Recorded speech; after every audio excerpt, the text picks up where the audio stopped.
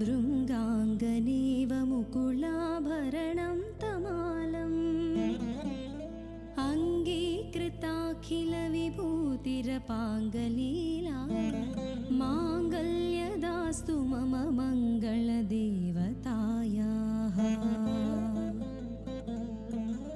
मुग्धा मुहुर्विदधति वदने मुरारेः प्रेमत्रपाप्रणिहितानि गतागतानि मालादृशोर्मधुकरीव महोत्पलेया सा मे श्रियं दिशतु सागरसम्भवाय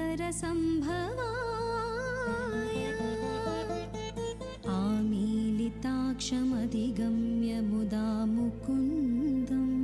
आनन्दकन्दमनिमेषमनङ्गतन्त्रम्